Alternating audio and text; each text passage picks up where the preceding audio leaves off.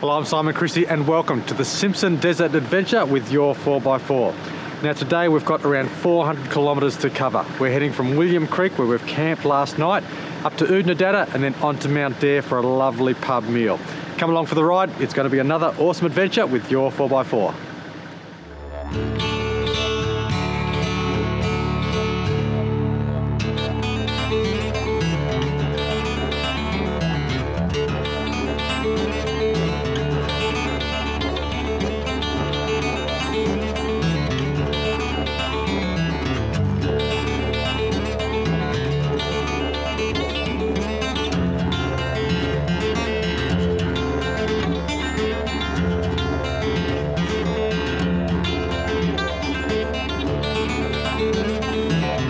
Your 4x4 is proudly presented by Berrima Diesel, ARB 4x4 accessories, Piranha off-road products, Kmart rear end protection, wholesale automatic transmissions and Lightforce performance lighting.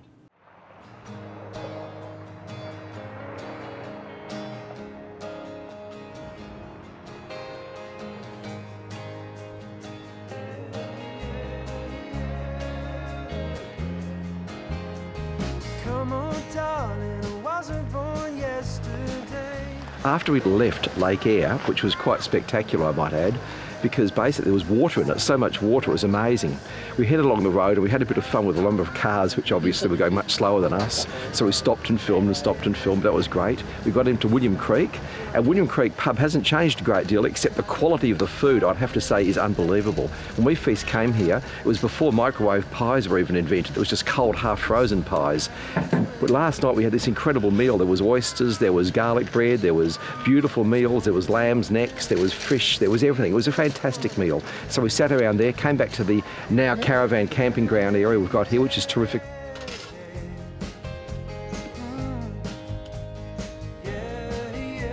Well, dinner here was great, considering that we're, a million miles from nowhere.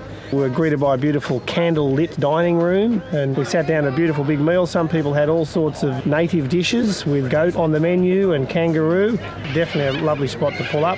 Campground's brilliant. Good showers and toilets. You've got all the wildlife here in the middle of nowhere. Highly recommend passing through and stopping in at William Creek.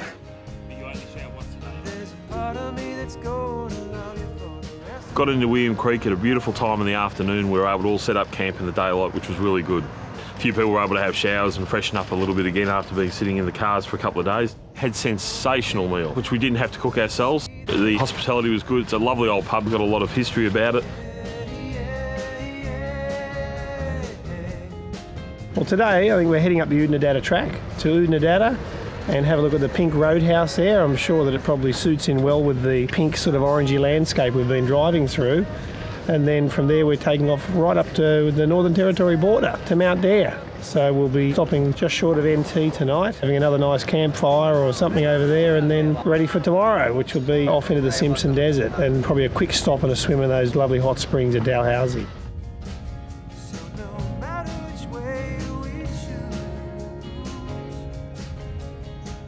Now where we are is an old railway siding basically, which is pretty amazing. And these things are all the way along the track. And basically they were put here because this is as far as steam trains could travel with the water. So they had to stop and top up with water. Yeah. And we're 30 k's down the road is apparently the old bridge you were talking about earlier. The box girder bridge, yes. Yeah. Looking forward to seeing that one. Where'd they bring that up from? From Wentworth in Mildura, evidently. Yeah, transported and bunged it up here because it was more valuable up here than in Mildura at the time.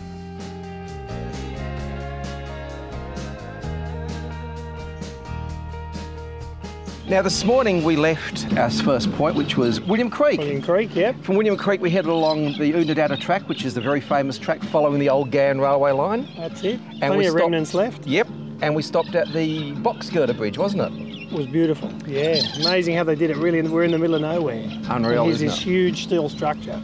Amazing. How they got it there is what blows me away. I mean, I reckon it's like a Meccano kit. I reckon they must have actually disassembled it all and bolted the bloody thing or riveted it together inside because it's huge. Interesting how they would have, whether they could have brought it on the train and built it to go, or who knows. Who knows? Amazing. But over 100 years ago, 1800s technology, and there's a bridge still standing today. Nothing to do with it, but now all I got in my pockets is silver. Just enough for a bus ride home, but that's okay. I could have just wasted it.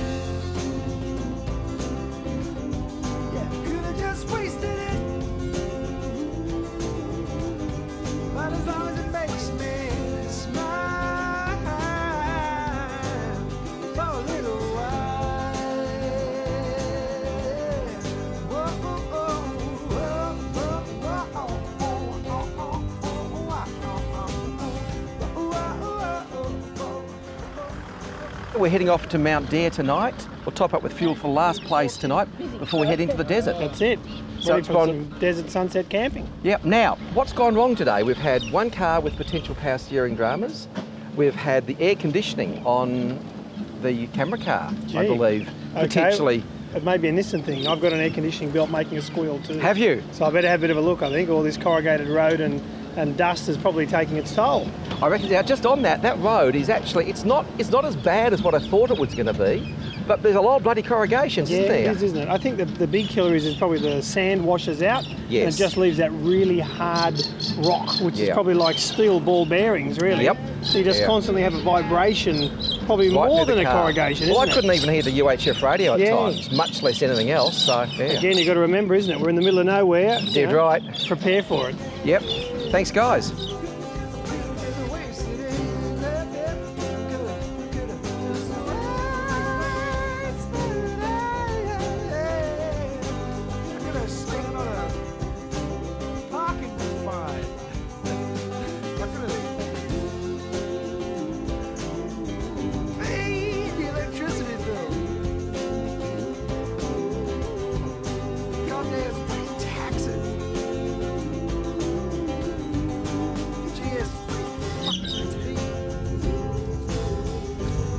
Next up, it's the Your 4x4 email competition.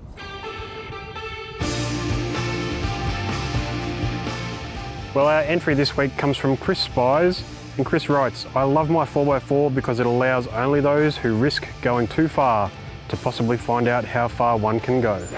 Thanks for sending in that email. You've won yourself a Lightforce tack torch and stubby holder, and you're also in the running for the ARB twin motor portable compressor. For full details, visit the Your 4x4 website.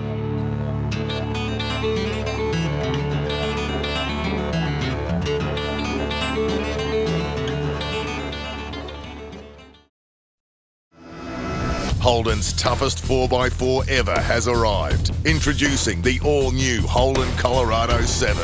It comes with 7 seats as standard and it's loaded with serious off-road grunt. You'll get 3-ton towing and the awesome 470 Newton-metre Duramax diesel engine, plus an impressive wading depth and hill descent control, all for the hardcore adventurer. The all-new Holden Colorado 7 is here. Take it off-road at your Holden dealer today. Does your diesel smoke, lack power, or have poor fuel economy? Then you need the Berrima Diesel treatment. Fine-tuning diesels since 1956, the Berrima Diesel technicians are Australia's leading diesel wizards. From a turbo installation to a high-tech dyno tune, when you think diesel, think Berrima Diesel.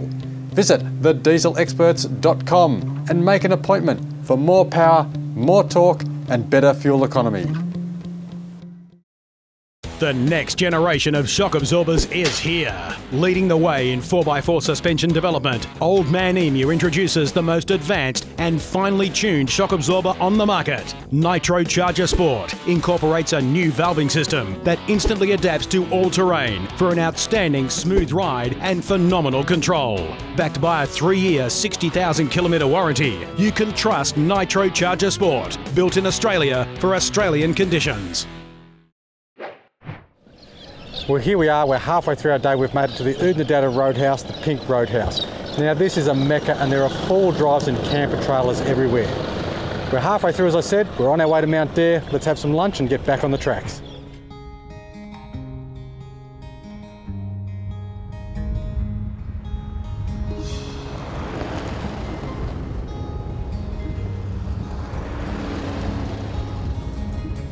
Guys, we're here at the Pink Roadhouse in Oodnadatta, and what an awesome opportunity. This business is for sale.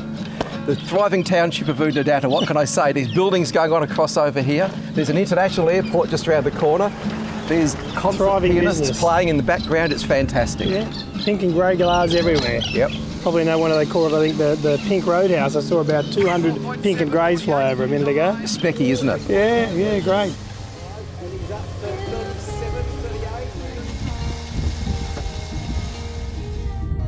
Well, here we are in sunny Oodnadatta. We left William Creek fairly late this morning, got away at about 9:30, and then basically followed the track up to Oodnadatta. Again, lots to see along the Oodnadatta track, but it's really worth giving yourself plenty of time to sort of stop at some of the old ruins. Here we are now, we've just had lunch here at the Pink Roadhouse, which is a cracking little spot to resupply. They've got some hot food here and plenty of stuff in the shops, camping gear and so forth. So everyone's fueled up, and this afternoon we're heading to Mount Dare.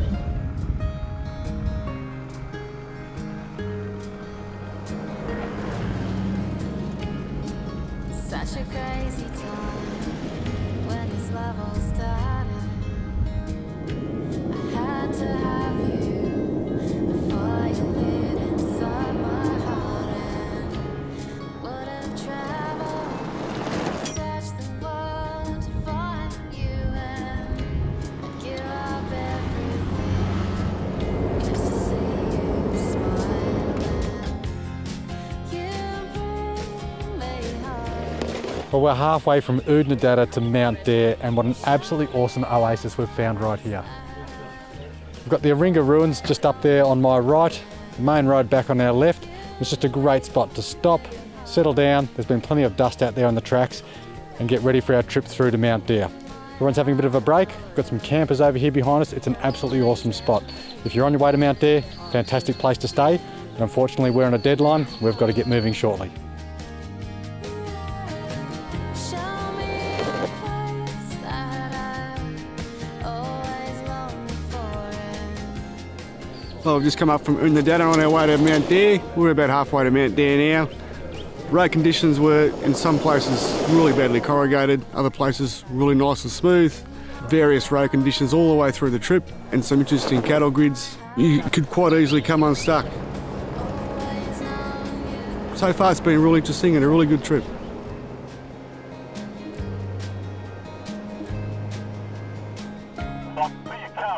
The biggest thing, I suppose, is the speed that we're travelling on. Because we've already dropped our tyre pressures, we're driving in dirt roads, and roads we're unfamiliar with gravel and big boulders and things like that, so we're keeping the speeds down. So most of us are sitting on anywhere between the 80 to 90 kilometre an hour mark, and also letting each other be wary of cattle grids, drop-offs and all that sort of thing. The first person sort of breaking the ice wherever we're going, aren't they? Yeah, I mean, if you're not careful, isn't it? You can be caught out on cattle grids because you've got so much erosion out here. The cattle grid stays there and the dirt starts to erode away, and before you know it, you've got to jump. So, yeah, good. And also the last couple of years they've had a lot of floods out here as well, so therefore the roads have been constantly graded and maintained, but also washed away as well in certain areas. So we're through your creek beds and all those sorts of things. So the most important thing, especially when you're out here on these roads, is constant car-to-car communication on your UHF and crystal clear communication. Also marking your corners. There's a couple of times today where we've had to mark our corners when we've been turning into places and all that sort of thing, because things aren't always signposted as well as you might find like in the city, I suppose. So, but out here it's just spectacular. Otherwise it was a great run. I think we've all been trouble-free, no flat tyres, so it must be right. And again, that's by dropping our tyre pressures, which we did earlier yesterday, and maintaining a half-decent speed and not absolutely tearing our vehicles up to try and get from A to B at a distant space.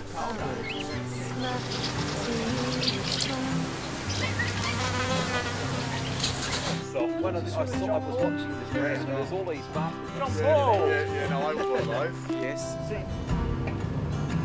Over the next hours from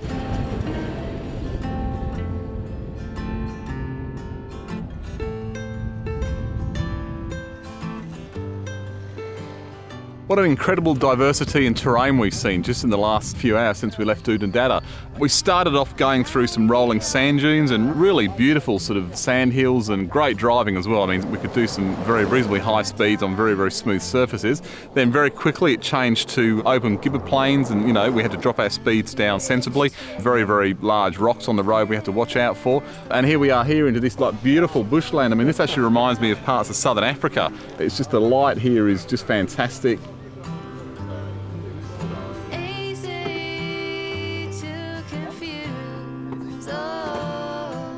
We've got a gorgeous billabong here with some amazing bird life and fish jumping, and it's just incredible that just in this, literally in a couple of 100 k's since lunchtime, we've seen so much diversity in the landscape. And a beautiful time of day now. The sun's just starting to set low in the sky, so you can see we've all got our cameras out taking happy snaps, and what a beautiful afternoon.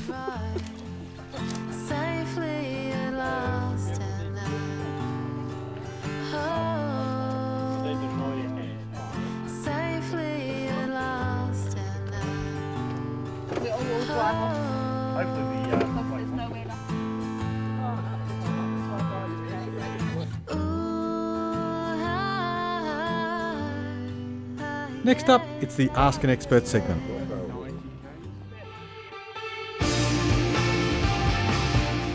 This week's question comes from David Haas of Alfred Cove in WA, and he asks, is there a way to stop windscreen chips from spreading when travelling in remote areas?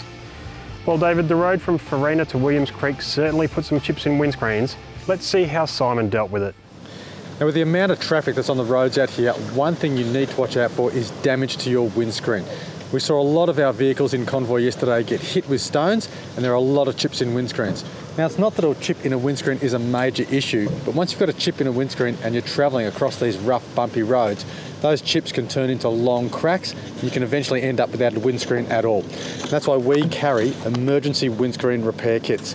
Now, it's not going to be a 100% fix, but a kit like this is going to allow us to fill the chip with a resin that will be stronger than the actual glass itself, and that will resist the chip forming into a longer crack. So let's get some windscreens fixed before we head off this morning.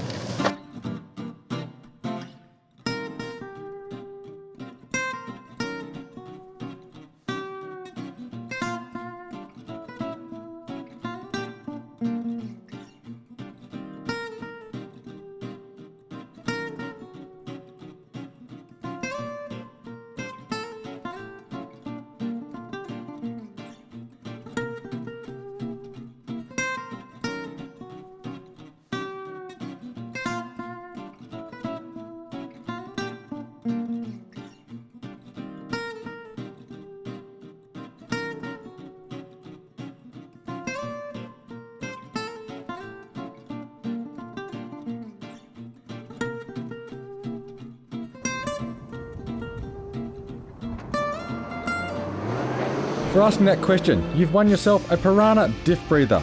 You're also in the running for the wholesale heavy-duty valve body converter lockup and temperature gauge kit, the Light Force 50-watt 170mm striker driving lamp kit, and the RFI antenna pack. For full details, visit the YOUR4X4 website.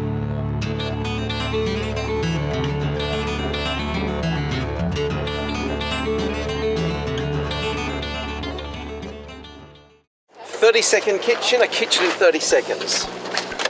Fridge slide first. Fridge slide's got 130 kilo tracks in it, so it's nice and tough. Remove the R-clip, don't lose it. Drop the pin, leg locker, kitchen out. Lock kitchen down here, retrieve the R-clip, lock on here, R-clip in. Leg here, pull them together, stove, billy. How good's that, guys? Couldn't ask for quicker. Sometimes the front runners lead from behind, and when it comes to protecting your rear, Kmart are world leaders in rear end protection and tow bar combinations. The just released Prado 150 is no exception, with a bar that is designed to follow the car's lines and work with your sensors and factory camera. For the best in rear end protection, trust Kmart. It's a statement, not just an accessory, but the toughest of 4x4 trips. For more info, go to kmart.com.au. Warning, beware of imitation lights. Only Light Force performance lighting guarantees Australian made, no leaking or melting, quality output and 3-year warranty.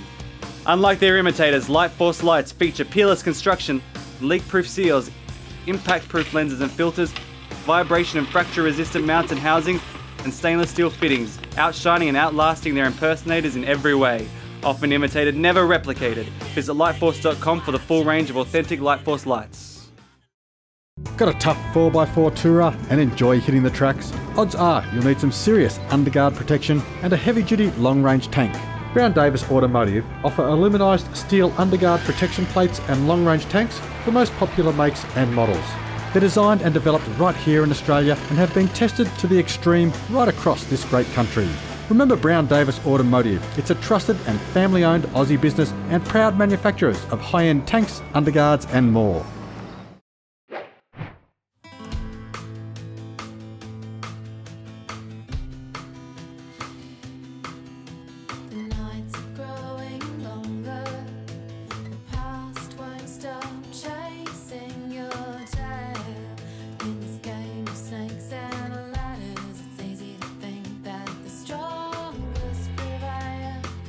Your heart is not the box of Pandora.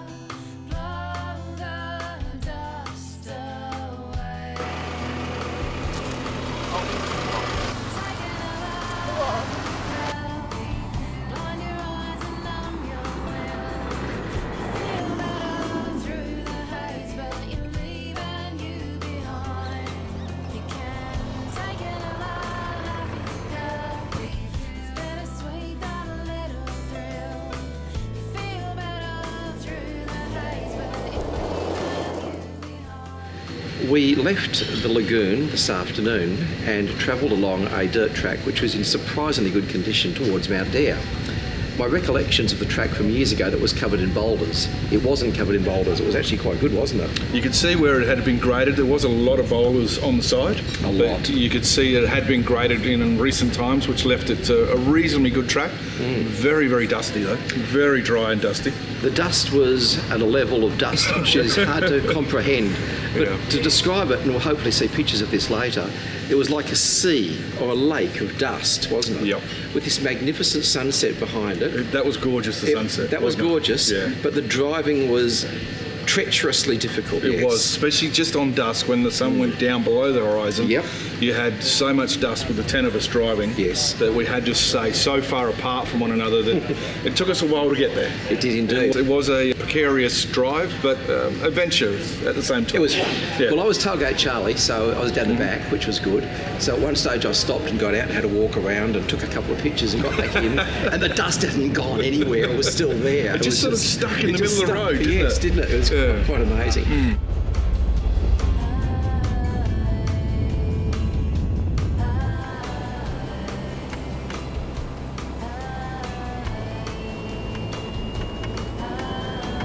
The dust last night as we were coming in was just horrendous towards the end. Unfortunately, we were running a little bit late, so we got in the dark, and because of the coldness, it settled down low, and as you know, it was crawling pace only towards the end there.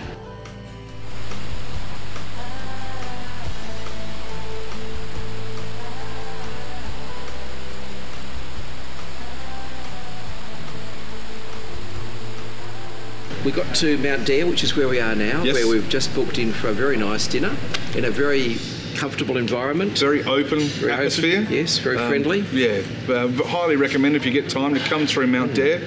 Say good day to the guys. They're very hospitable and a lovely meal. So absolutely. It was worthwhile getting here. So now tomorrow morning we're going to fill up with fuel, have breakfast. This is actually the last fuel before we cross the Simpson Desert. So basically it's going to be fill everything up and hopefully drive relatively sensibly, and we should pop out the other end of Birdsville, which should be terrific. I'm looking forward to going through the Simpson. I've never been there before, so this will be my first trip. You've done it many times. Yeah. Motorbikes, Suzukis, Land Cruisers. Love the Simpson Desert, but it always surprises me, it always amazes me, so it'll be terrific. It'll be great.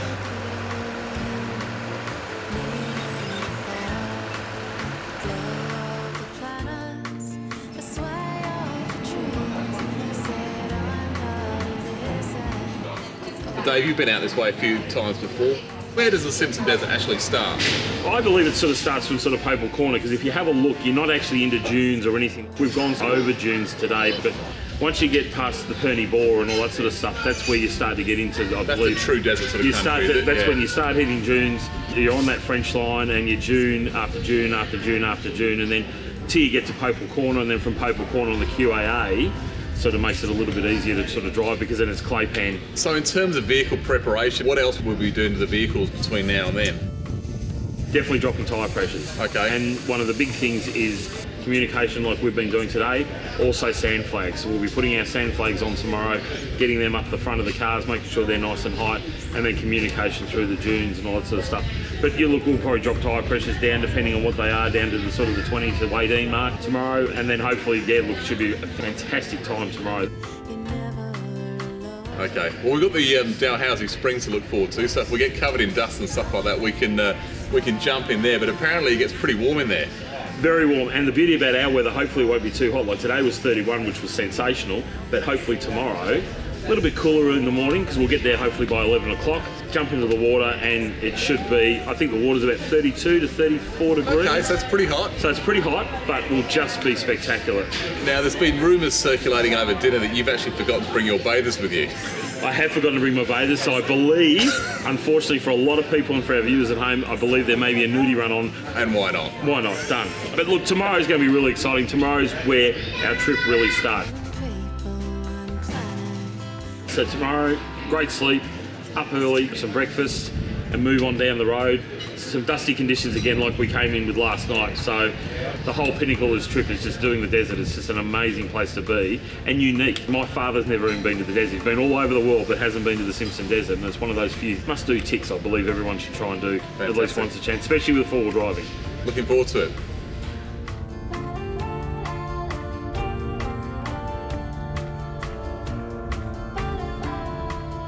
The Light Force BT50 has performed extremely well, touch wood so far. Flawlessly, I would say, my friend, at this stage. Yes. And so we're looking forward to giving it a nice workout through the Simpson. Absolutely. Coming out the other side with flying colours. Yes. So attaching the sand flags and into it tomorrow. Yep. Looking forward to it. Yep, excellent.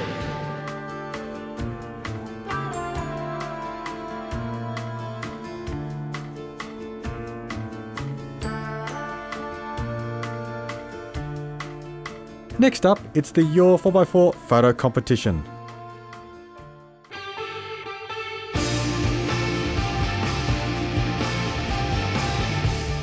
Thanks, Simon.